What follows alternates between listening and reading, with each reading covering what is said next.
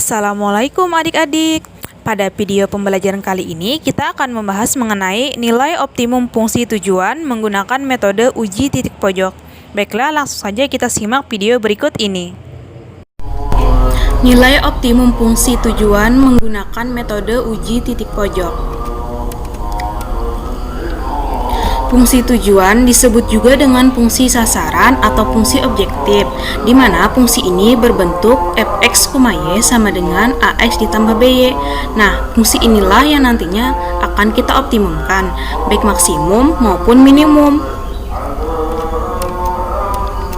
Nah, metode uji titik pojok adalah suatu metode untuk menentukan nilai optimum dari sebuah fungsi tujuan dengan cara mengganti variabelnya biasanya kan x dan y. Nah, dalam fungsi tersebut dengan setiap koordinat titik-titik pojok pada himpunan penyelesaian. Nah, contohnya seperti gambar di sini. Langkah-langkah menentukan nilai optimum fungsi tujuan dengan metode uji titik pojok ada 4. Yang pertama, kita buat model matematika dan juga fungsi tujuannya. Yang kedua, kita tentukan grafik himpunan penyelesaiannya. Yang ketiga, kita tentukan koordinat titik-titik pojoknya. Dan yang terakhir, kita tentukanlah nilai optimum berdasarkan soal yang ditanya. Contoh soal. Seorang anak diharuskan memakan 2 jenis tablet setiap hari. Tablet pertama mengandung 2 unit vitamin A dan 2 unit vitamin B. Sedangkan tablet kedua mengandung 3 unit vitamin A dan 1 unit vitamin B. Dalam satu hari, anak itu memerlukan paling sedikit 12 unit vitamin A dan 8 unit vitamin B. Jika harga tablet pertama ada Rp500 per butir dan yang tablet kedua Rp1.000 per butir, maka agar pengeluarannya minimum, banyak tablet pertama yang harus dibeli. Nah, langkah pertama untuk menjawab soal ini adalah kita membuat model matematikanya. Sebelum kita membuat model, kita harus membuat permisalan. Nah, yang kita buat permisalan dalam bentuk X dan Y adalah biasanya kalau di dalam soal seperti ini adalah jenisnya ya. Nah, coba kita lihat di soal ini yang merupakan jenis adalah si tablet. Sedangkan vitamin adalah bahan atau kandungan dari tablet yang ada. Maka dari itu permisalannya, misal, X sama dengan banyaknya tablet jenis pertama dan Y adalah banyaknya tablet jenis kedua. Kita buat dulu tabel pemodelannya. Nah, yang pertama kita lakukan adalah kita tulis dulu di sini X dan Y. Apa sih X-nya? X-nya tadi kan jumlah tablet 1. Kalau Y-nya tadi kan jumlah tablet 2. Jadi ini dulu yang pertama kita tulis. Bentuk tabelnya biasanya memang seperti ini ukurannya ya. Lalu setelah kita isi tabelnya, apalagi yang belum kita buat? Yang belum kita muat ada vitamin A dan vitamin B. Ini adalah kandungan dari tabletnya. Lalu di mana kita mengisinya? Kita mengisinya di kolom yang ini. Ada vitamin A dan vitamin B. Lalu apalagi yang kurang? Ada ternyata harga. Nah, harga juga kita muat di dalam tabel tapi di bawah sini ya. Nah, sudah kan kita isi semuanya ini, lalu kita isi nilai-nilainya ke dalam tabel yang ada. Baik, kalian kan telah mempelajari kan pada pertemuan sebelumnya. Nah, jadi tabel-tabelnya ini tinggal kita isi sesuai apa yang ada di soal. Lalu kita buatlah model matematikanya. Nih, kita lihat pertidaksamaan yang pertama. 2x ditambah 3y lebih dari sama dengan 12 diambil dari baris yang ini 2, 3, dan 12. Ini kan pada vitamin A pada tablet pertama ada 2 isinya, pada tablet kedua ada 3 isinya, dan persediaannya atau kapasitasnya itu hanya ada 12. Maksudnya minimumnya 12. Kita lihat mengapa tandanya jadi lebih dari sama dengan. Tulisannya ini memerlukan paling sedikit. Karena memerlukan paling sedikit, biasanya tanda yang digunakan tuh adalah lebih dari sama dengan. Kalau misalkan tandanya berkapasitas, ya berarti itu tanda yang kita gunakan adalah tanda kurang dari sama dengan. Untuk pertidaksamaan yang kedua juga sama caranya seperti yang tadi, makanya tandanya juga lebih dari sama dengan. Nah, lalu yang mana fungsi tujuannya? fungsi tujuan bisa kita lihat biasanya di di kalimat terakhir dari sebuah soal. Nih, agar pengeluaran minimum katanya. Berarti fungsi tujuannya adalah berkaitan dengan keuangan atau pengeluaran.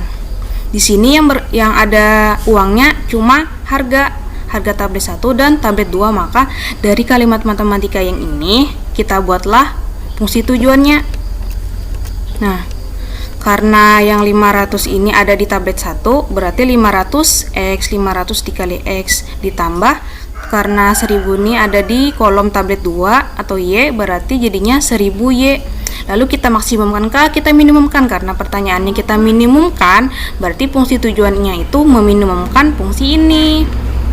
Langkah selanjutnya, menentukan grafik himpunan penyelesaian.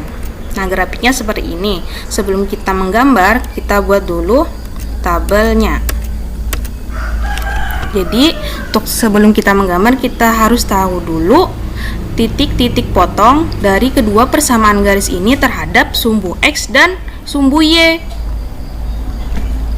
Misalkan di sini titik potong garis ini terhadap sumbu Y, berarti kita misalkan X-nya sama dengan 0, maka hasilnya dapat Y-nya 4. Kalau kita cari titik potong terhadap sumbu X, berarti Y-nya kita misalkan 0, maka hasilnya kita dapat 6. Lalu kita tulis di grafiknya. Setelah titik-titiknya kita dapatkan, kita sambung menjadi sebuah garis. Nah, itu juga berlaku untuk persamaan yang kedua. Setelah kita dapat garis-garisnya, kita harus mencari daerah penyelesaiannya. Untuk mencari daerah penyelesaiannya, kita lakukan uji titik dengan titik 0,0. Misalkan untuk persamaan yang pertama ini, pertidaksamaan yang pertama ini, 2X ditambah 3Y lebih dari sama dengan 2. Kita misalkan X dan Y-nya 0 dan 0. Berarti di sini hasilnya 0 lebih dari sama dengan 12. 0 lebih dari sama dengan 12 kan salah. Berarti titik 0,0 ini bukan termasuk daerah himpunan penyelesaian, makanya kita arsir ke kanan atas. Nah, caranya juga sama berlaku untuk persamaan yang kedua ini. Nah, setelah kita gambar, maka didapatkanlah daerah himpunan penyelesaiannya adalah yang di sini. Dan ingat, syaratnya tadi X lebih dari sama dengan 0 dan Y lebih dari sama dengan 0. X lebih dari sama dengan 0, berarti kita arsir ke kanan sini. Kalau Y lebih dari sama dengan 0, berarti kita arsir ke atas sini. Berarti daerahnya ada yang di sini saja. Setelah itu, langkah ketiga, menentukan koordinat titik pojok. Nah, daerahnya kan telah dapat di sini, lalu titik-titiknya yang mana aja? Ternyata dapat 3 titiknya, ada titik A, B, dan C. Kalau A sudah kelihatan, ini titiknya 0,8. Kalau C 6,0, tapi kan B-nya belum dapat. Lalu caranya bagaimana? Caranya karena titik B merupakan perpotongan dari garis pertama dan garis kedua, maka kita carilah dengan cara eliminasi dan substitusi dari kedua persamaan tersebut. Yang pertama, kita cari dengan cara eliminasi dulu. Ternyata didapatkanlah nilai Y-nya sama dengan 2. Lalu Y sama dengan 2 ini kita substitusikan ke salah satu persamaan. Di sini kakak ambil contoh. Yang kakak ambil adalah persamaan 2X tambah Y sama dengan 8. Setelah dihitung, ternyata hasilnya dapat X sama dengan 3. Maka dari itu titik B ini berkoordinat 3,2. Langkah selanjutnya, langkah yang terakhir, mencari nilai optimum. Nah, titik pojoknya telah kita dapatkan ada 3. Lalu titik-titik ini kita masukkan ke dalam fungsi tujuan yang ditanyakan, 500X ditambah 1000Y. Setelah kita masukkan, ternyata nilainya ada 3 macam, ada 8.000, 3.500, dan 3.000. Jadi, berdasarkan hasil pada perhitungan tabel, nilai minimum fungsi tujuan 500X ditambah 1000Y adalah 3000 dan dicapai di titik 6,0. Bisa kita lihat di baris yang terakhir ini. Jadi, dari sini dapat disimpulkan agar pengeluarannya minimum, banyak tablet pertama yang harus dibeli adalah 6 tablet. Contoh yang kedua. Pengusaha kue bolu membuat dua jenis adonan kue bolu, yaitu kue bolu A dan kue bolu B. Kue bolu A memerlukan 300 gram tepung terigu dan 40 gram mentega. Kue bolu B memerlukan 200 gram terigu dan 60 gram mentega. Jika tersedia 12 kg terigu dan 3 kg mentega, berapa banyak adonan kue bolu A dan kue bolu B yang harus dibuat agar diperoleh jumlah kue sebanyak-banyaknya? Nah, untuk menyelesaikan permasalahan ini, langkah pertama adalah membuat model matematika. Sebelum kita membuat model matematika, kita buat dulu permisalannya. Dari sini, yang mana yang merupakan jenis? Yang merupakan jenis adalah kue bolu, yaitu kue bolu A dan kue bolu B, dan itulah yang kita misalkan menjadi X dan Y. Lalu kita buat tabel permodelannya dari masalah yang diberikan. Tadi kan sudah kita dapat X dan Y-nya, jadi kita buat di dalam kolom yang di sini. Jadi bolu A sebagai X, bolu B sebagai Y. Lalu kolom yang ini apalagi yang tersisa yang belum kita buat? Yang belum kita buat yaitu terigu dan mentega. Jadi kita tulis terigu dan mentega di sini. Lalu isinya, yang kolom sisanya ini kita isi sesuai yang ada di soal. Yang pertama, untuk kue bolu A memerlukan 300 gram terigu dan 40 gram mentega, maka di sini kita isi 300 gram dan di sini 40 gram. Lalu untuk kue bolu B berarti di sini kolomnya memerlukan 200 gram terigu dan 60 gram mentega. Jadi di sininya 200 gram dan di sininya 60 gram. Jika tersedia, nah tersedia berarti untuk kolom yang persediaan. Untuk terigu 12 kg. Nah, karena ini berbeda satuan, maka kita ubah sama-sama ke gram. Jadi di sini 12.000 gram. Sedangkan mentega persediaannya ada 3 kg atau 3000 gram. Setelah itu kita buat model matematikanya. Nah, untuk yang baris pertama ini adalah pertidaksamaan linearnya. 300x ditambah 200y kurang dari sama dengan 12.000. Kenapa jadi kurang dari sama dengan? Karena dia hanya memiliki atau hanya tersedia, jadi dia tuh punya kapasitas, makanya tandanya kurang dari sama dengan. Artinya pembuatan bolu A dan bolu B itu tepungnya itu tidak boleh lebih dari sama dengan 12.000 karena hanya itu yang tersedia. Lalu untuk pertidaksamaan yang kedua caranya juga sama seperti itu. Nah, lalu karena ini angkanya besar, maka dari itu kita perkecil menjadi yang pertama 3x tambah 2y kurang dari sama dengan 120, dan yang kedua 2x ditambah 3y kurang dari sama dengan 150. Lalu syarat yang lain, x lebih dari sama dengan 0 dan y lebih dari sama dengan 0. Lalu bagaimana kita menentukan fungsi tujuannya? Nah, jadi fungsi tujuannya kita lihat dari kalimat yang ini. Diperoleh jumlah kue sebanyak-banyaknya, berarti tujuannya adalah untuk memaksimumkan jumlah kue. Tadi kan kue kita misalkan dengan X dan Y, maka dari itu fungsi tujuannya menjadi fx, y sama dengan x ditambah y. Bedakan dengan contoh yang tadi. Jadi yang dimaksimumkan itu tidak mesti berupa uang, tapi juga bisa berupa jumlah. Langkah selanjutnya, langkah kedua, kita menentukan grafik himpunan penyelesaiannya. Nah, inilah grafiknya. Caranya sama seperti contoh sebelumnya. Kita cari dulu titik-titik koordinat perpotongan dengan sumbu X dan sumbu Y dengan bantuan tabel. Sama saja caranya seperti contoh sebelumnya. Kita isi seperti ini, lalu kita tulis titik-titiknya yang ada di sini. Lalu setelah itu kita sambung dengan garis lurus. Untuk menentukan daerah himpunan penyelesaiannya, ingat kita cari dengan uji titik 0,0.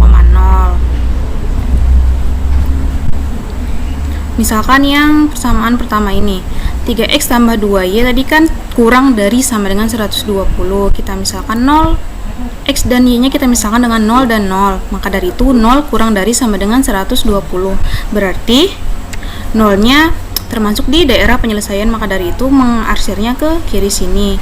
Sama juga dengan persamaan yang kedua ini. Maka dari itu caranya juga sama. Dan didapatkanlah daerah himpunan penyelesaiannya di sini. Lalu langkah ketiga, kita mencari koordinat titik pojoknya. Nah, di gambar sudah ada tulisannya, titik-titik pojoknya ada titik O, A, B, dan C. Nah, ada 4 titik pojok, yaitu titik O dengan koordinatnya 0,0, A koordinatnya 40,0, B belum kita ketahui, dan yang C 0,50. Bagaimana kita mencari titik yang belum diketahui? Yang ini, yang B. Caranya, karena B ini merupakan perpotongan 2 garis, maka dari itu dari 2 persamaan garis ini kita eliminasi.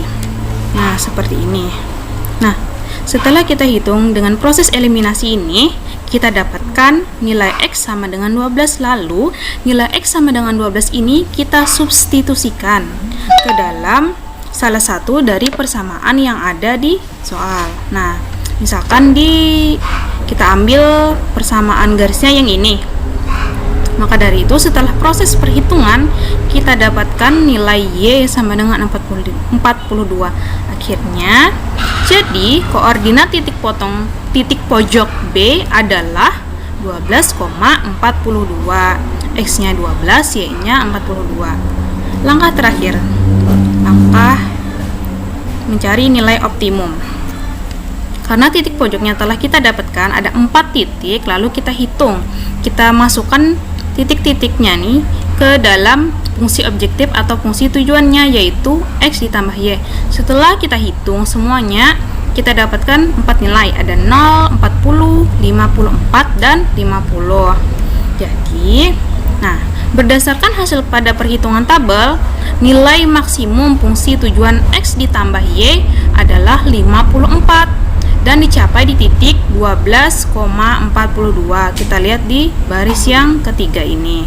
Nah, dari sini dapat disimpulkan agar diperoleh jumlah kue bolu sebanyak-banyaknya harus dibuat kue bolu A sebanyak 12 dan adonan kue bolu B sebanyak 42. A tadi kita misalkan dengan X kan, dan B tadi kita misalkan dengan Y.